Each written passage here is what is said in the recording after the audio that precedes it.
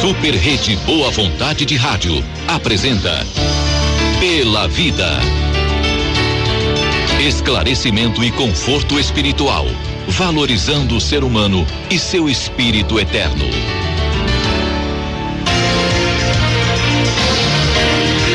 Gente, a violência contra a mulher acontece sistematicamente no Brasil e no mundo. As agressões ocorrem simplesmente pelo fato de as vítimas serem do sexo feminino, ou seja, é uma violência de gênero.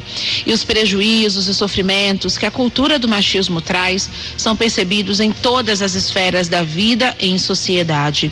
A pandemia do novo coronavírus trouxe novos hábitos para a população. O principal deles foi o distanciamento social, que fez com que pessoas passassem mais tempo em casa. No caso das mulheres, muitas foram obrigadas a conviver mais tempo com o seu agressor. A Lei Maria da Penha classifica a violência psicológica como uma das várias formas de agressões e uma das mais perigosas, porque muitas vezes nem a própria vítima se dá conta de que o que sofre é um crime. Para identificar esse tipo de violência, conhecer seus impactos e proteger a mulher, nós vamos conversar agora com a doutora Luciana Mancini, médica psiquiatra do Hospital Santa Mônica de São Paulo. Primeiro, doutora, quais os principais fatores de risco para a violência contra a mulher e como ela vem acontecendo? Nos últimos anos para cá ela vem crescendo, principalmente com a pandemia, como você falou, né?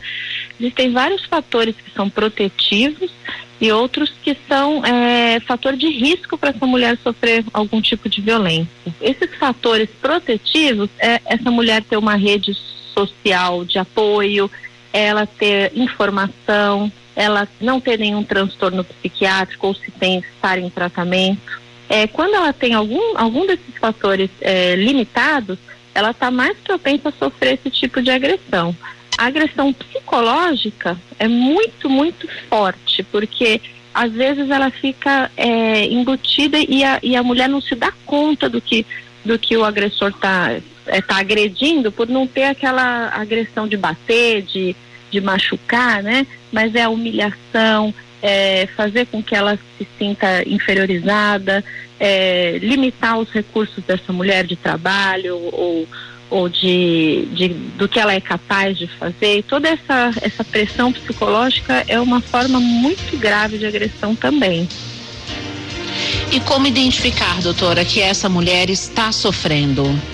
Se essa mulher não traz isso para um amigo, um profissional, normalmente são mulheres que estão mais tímidas, que se afastam dos familiares, se afastam dos amigos, ficam mais distanciadas ou deixam de ter alguns cuidados que antes ela tinha, ou com a aparência, né, e ficam mais descuidadas, ou com a própria família, ou com os filhos, ficam menos produtivas no trabalho. Então tudo isso são coisas que a gente pode identificar que ela não está bem, que ela está passando por alguma dificuldade. E dentre essas, algum tipo de agressão.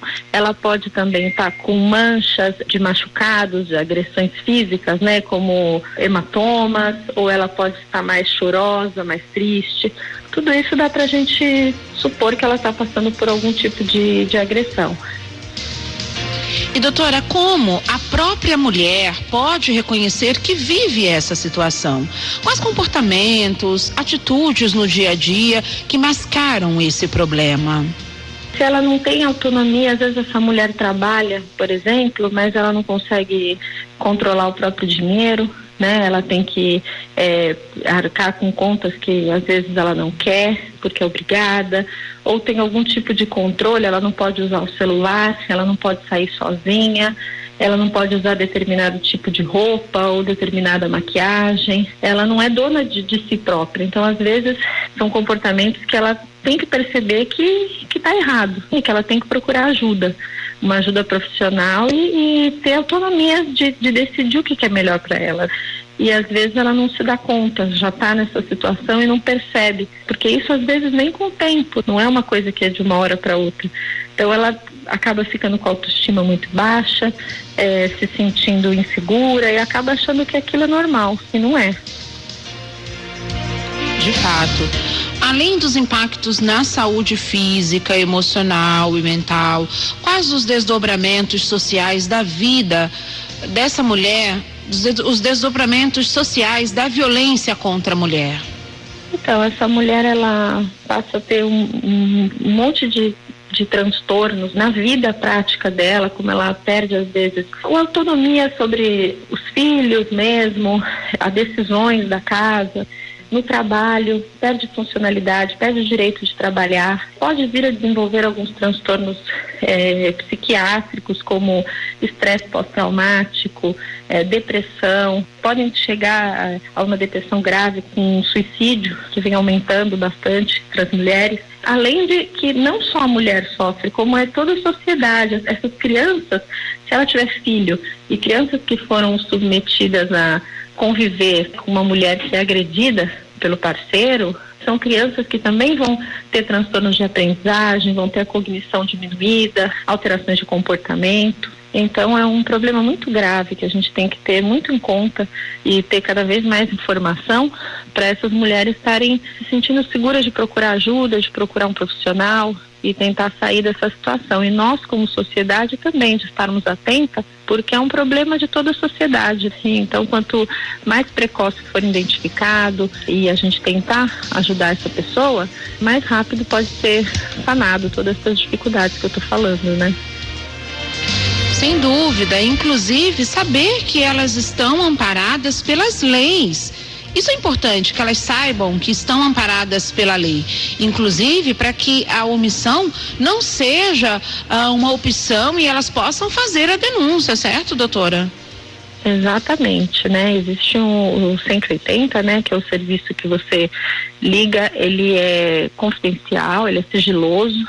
Ela pode receber todas as orientações ali. Existem medidas protetivas que vão ajudar essa mulher a sair da sua casa provisoriamente, a ir a um abrigo se for necessário, se tiver crianças, ou medidas restritivas contra o agressor.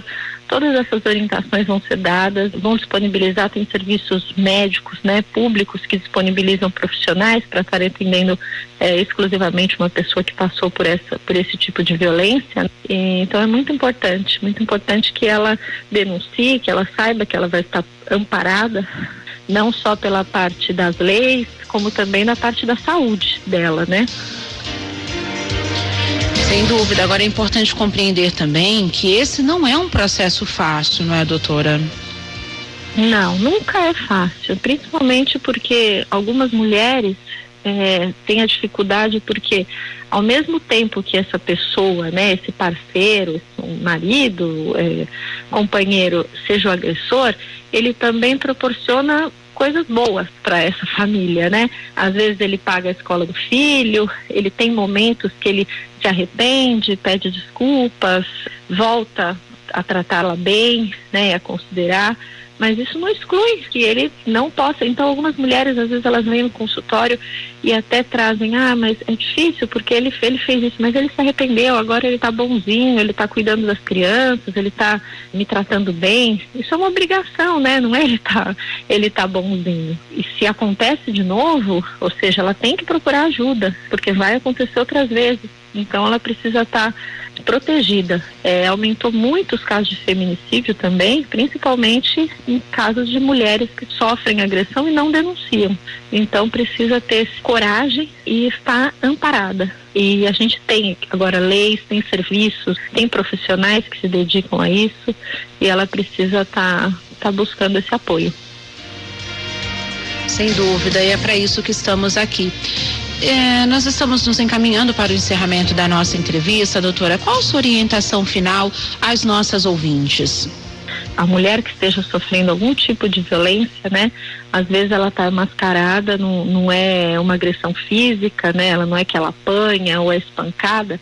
Às vezes ela é humilhada ou ela é tirado dela os direitos de trabalho, de sair, de se produzir, né? Isso também é uma forma de violência. Então ela precisa procurar ajuda. Como que ela pode fazer? Ela pode procurar um profissional que vai orientar, que vai entendê-la, que vai explicar o que está acontecendo com ela e ajudá-la, né, nesse processo de fazer a denúncia, de acompanhá-la durante esse processo, ou ela mesmo ligar existe esse número que é nacional, 180, ela pode ligar, fazer a denúncia sigilosamente, ela vai receber essas orientações. Existem medidas protetivas de restrição do parceiro de se aproximar dela, ou às vezes, em alguns casos mais graves, tirá-la de onde ela estiver residindo ou nessa situação para estar num abrigo. Ela tem essa medida de proteção dela, dos filhos, se houverem filhos nessa união, mas é importante ela denunciar e ela não aceitar esse tipo de comportamento,